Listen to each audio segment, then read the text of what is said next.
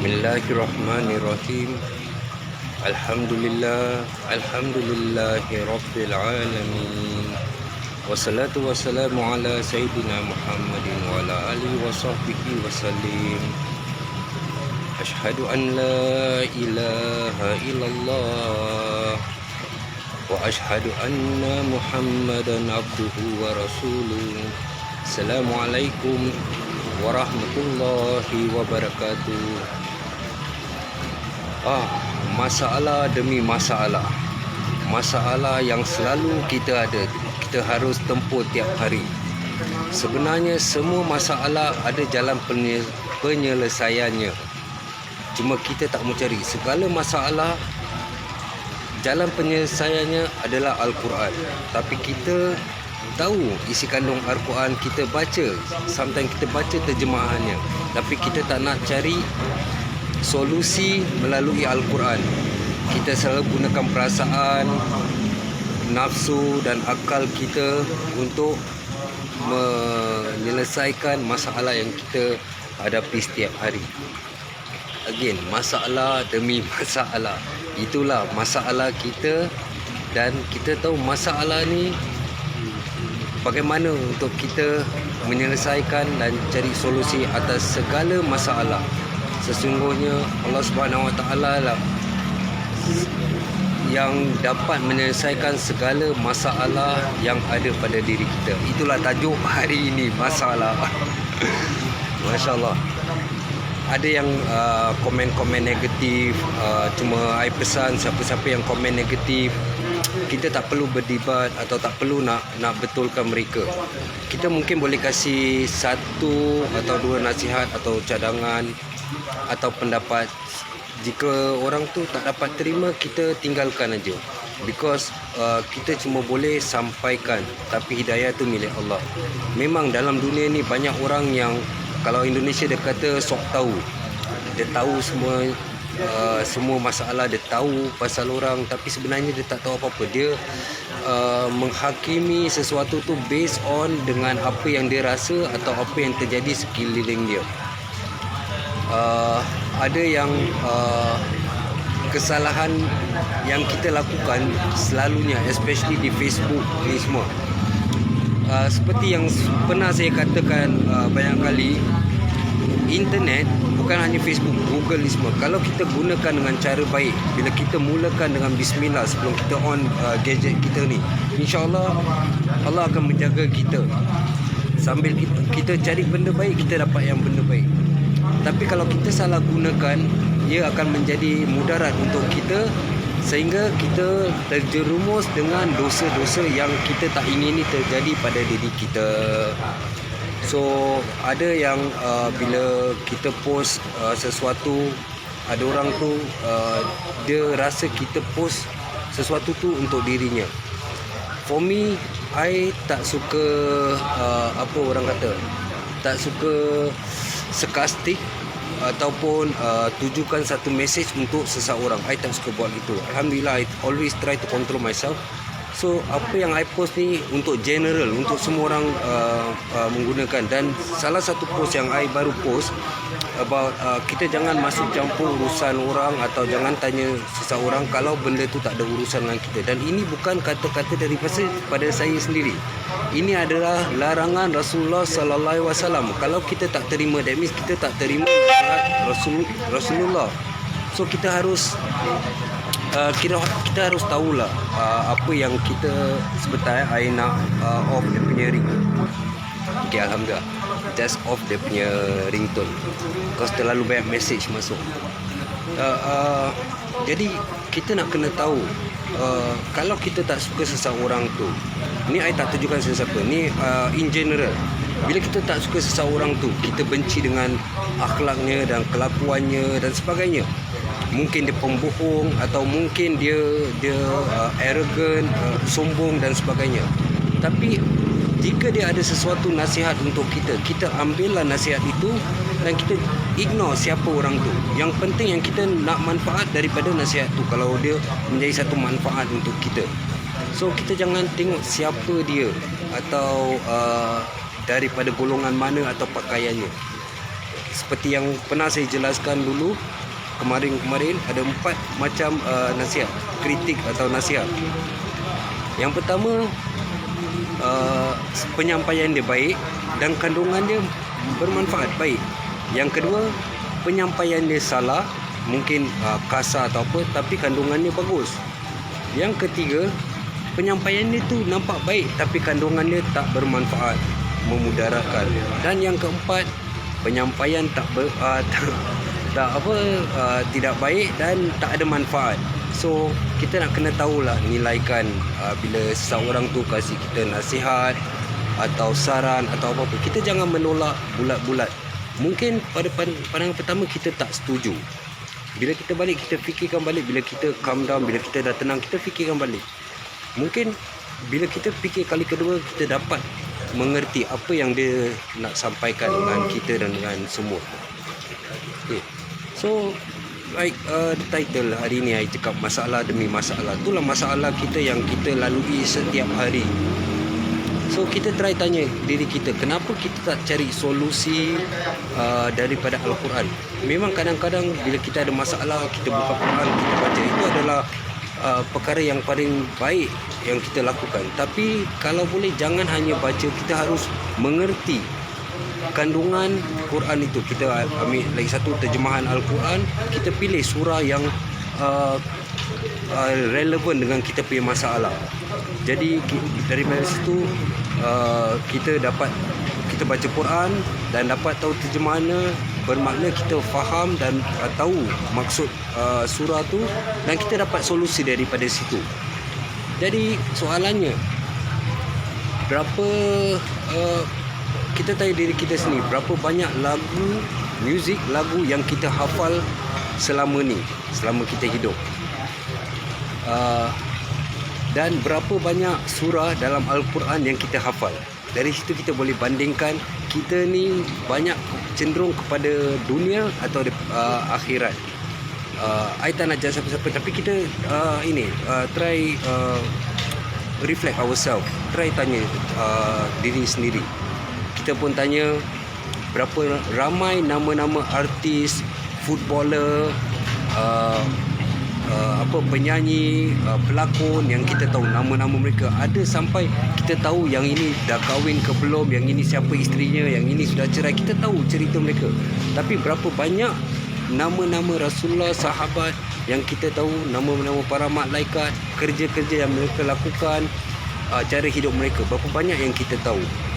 So daripada situ pun kita tanya diri kita, kita banyak tahu pasal dunia, tapi pasal kita punya sendiri punya tujuan kita dalam dunia ni, kita tak nak ambil peduli, kita tak fikirkan sangat pasal akhirat. So itulah masalah yang kita hadapi setiap hari. So daripada sini kita pun nak kena tahu berapa lamakah waktu, berapa minit, berapa jam kita habiskan waktu kita dengan internet, dengan Facebook, especially Facebook lah, because most of my friend kat dalam Facebook.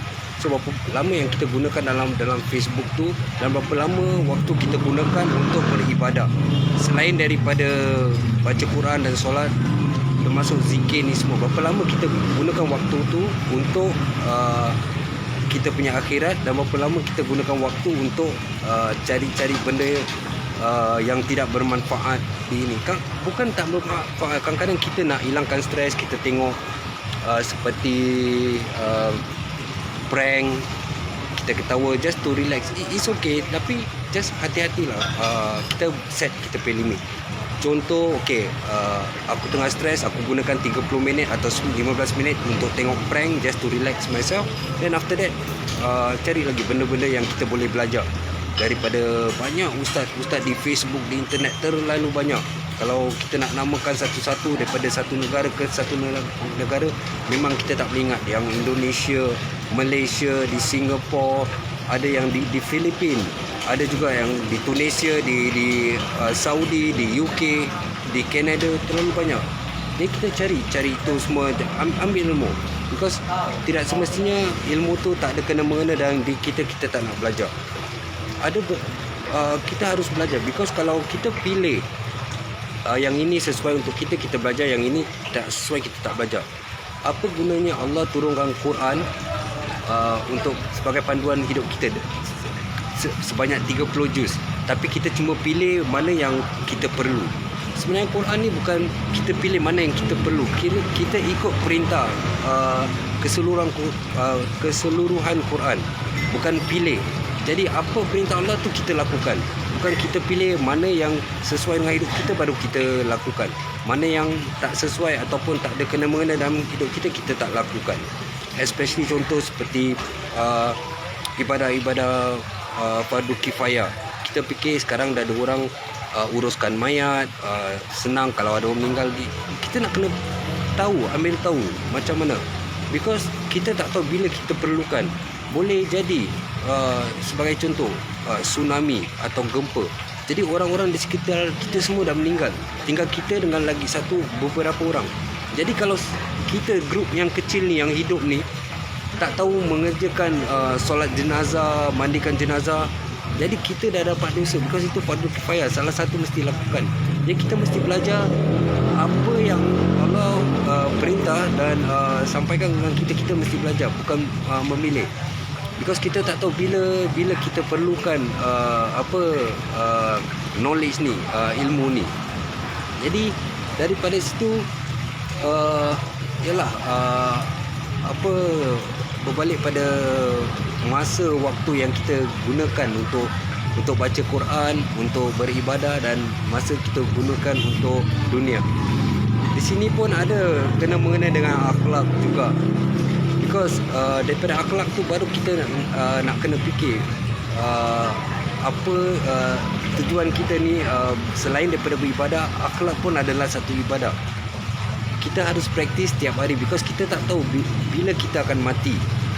Dan kehidupan kat dunia ni, kalau kita fikir kita ada banyak masalah, kita rasa sakit, kita rasa dizolimi dan sebagainya, kita harus tahu kita punya kesakitan, penderitaan di dunia ni terlalu sikit berbanding kehidupan kita di alam barzah, di alam kubur. Kita try fikir, mungkin kita tak dapat bayangkan berapa lama, tapi kita try fikir orang yang meninggal daripada zaman Nabi Adam tu sampai sekarang, di manakah mereka? Masih dikubur berapa ribu tahun. Tapi kita ni baru berapa puluh tahun hidup, kita dah stres, kita takut pasal kehidupan kita. Kita jangan kata pasal zaman Nabi Adam. Kita cuma tengok orang-orang yang telah meninggalkan kita, seperti arwah datuk kita, arwah nenek kita yang sudah meninggal. Berapa tahunkah mereka sudah meninggalkan dunia ni, dan sedang melalui alam barzah, dan kita masih di sini. Lagi berapa tahun kita pun dah mati. Jadi kita stres dengan kehidupan kita ini. Kita tak stres dan tak prepare kehidupan kita di alam barzah yang mungkin lagi berapa puluh tahun atau berapa ratus tahun. Dan itu cuma alam barzah, belum lagi di padang mahsyar dan sebagainya. Jadi kita nak kena selalu prepare untuk akhirat. Kehidupan akhirat kita, alam barzah, kita nak kena prepare ni semua. Ada banyak amalan-amalan yang kita boleh lakukan untuk menghindari atau selamat daripada siksa kubur, alam barzah. Ada banyak, seperti baca ayatul kursi setiap lepas solat fardu, istighfar, ada banyak tapi kita jarang lakukan. Kalau boleh kita lakukan dengan istiqamah, because kita tak tahu bila kita akan mati. Jadi balik kepada bab akhlak. Kadang-kadang kebanyakan orang kita nak tukar. Bila kita dah dapat satu ilmu, kita nak tukar. Okey, aku harus tukar cara hidup aku, akhlak aku harus lebih menghormati orang, lebih memikirkan pasal orang semua.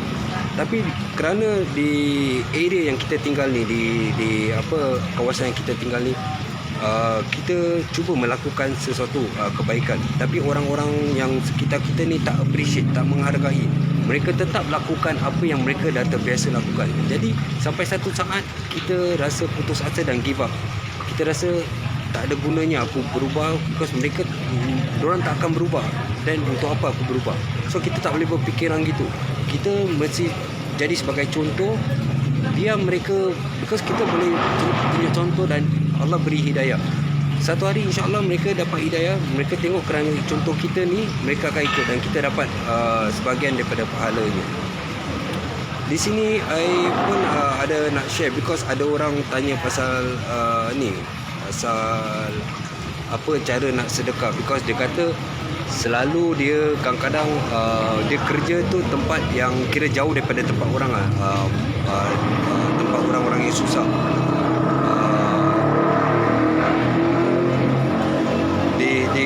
Di apa port tu tempat di pelabuhan. Jadi dia kata susah kalau dia kerja pun tak ada off, dia balik pun dah malam. Jadi cara dia boleh, apakah cara dia boleh buat sedekah pada waktu pagi, waktu dia kerja, tapi tempat tu tak ada orang, macam tak ada orang miskin, tak ada orang yang dia nak sedekah. Actually sedekah ni macam-macam, tak semestinya wang ringgit.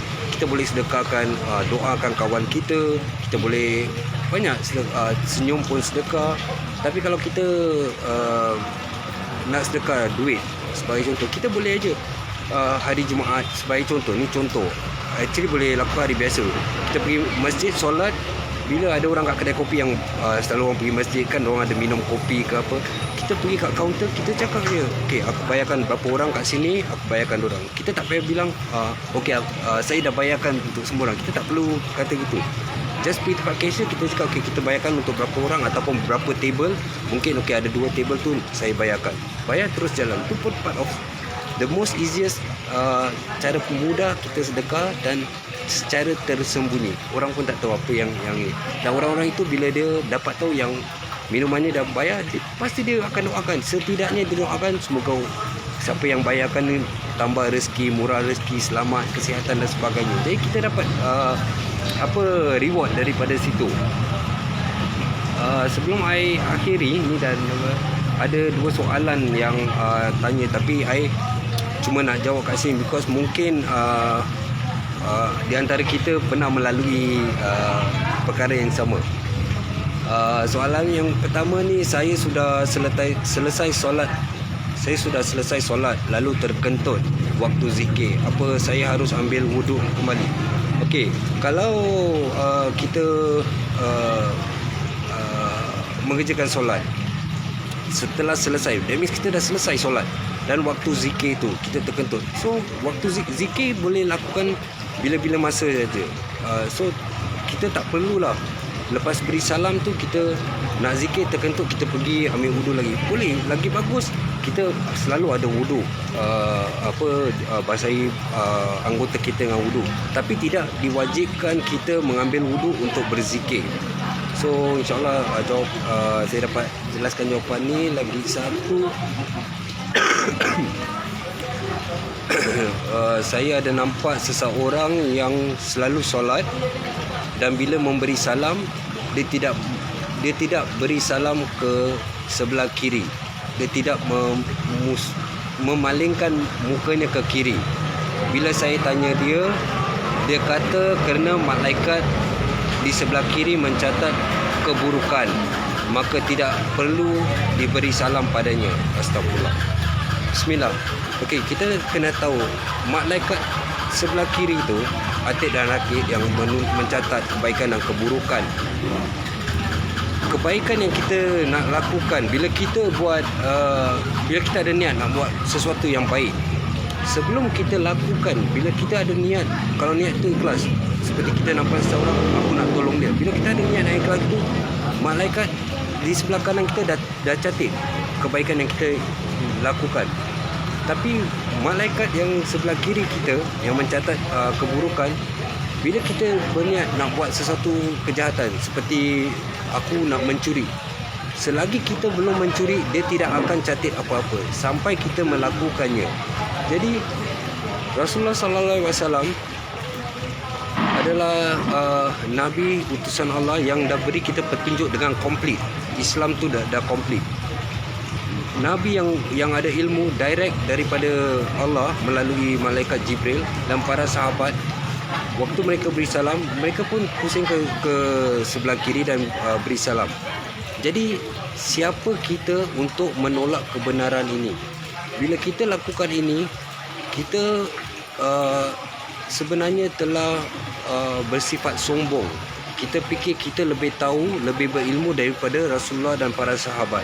Jadi ini permainan syaitan. Dia buat kita rasa malaikat sebelah kiri ni tak bagus, kita tak payah beri salam.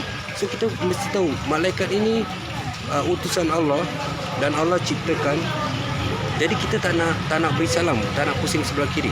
Seperti apa yang Iblis, Azazil, dia tidak mau sujud kepada Nabi Adam kerana ingkar, kerana sombong dia. Jadi adakah kita mau jadi seperti Azazil yang fikir kita ni lebih mulia, lebih pandai dan tidak mau hormat dan beri salam pada malaikat yang di sebelah kiri? So sesiapa yang ditujukan ni mungkin boleh sampaikan dengan dia yang jangan lakukan itu, kerana Rasulullah dah komplitkan kita solat ni ikut sunnah cara Rasulullah. So kita jangan pandai-pandai menambah atau mengurangkan bab ibadah, insyaAllah. Lagi satu I nak share amalan yang kita boleh lakukan setiap hari. Ini amalan yang really very good, yang I practice, dan amalan ni I dapat daripada arwah my datuk, to my father, to me, and my siblings of course. Setiap hari, yang bagusnya setiap hari tu kita mandi junub, mandi hadas besar setiap hari. Walaupun kita tak laku apa-apa, kita buatkan secara istiqamah, mandi hadas besar setiap hari, dan insyaAllah kita akan nampak perubahannya sedikit demi sedikit. Itulah salah satu amalan yang I boleh share kali ini. Sampai sini saja. Assalamualaikum warahmatullahi wabarakatuh.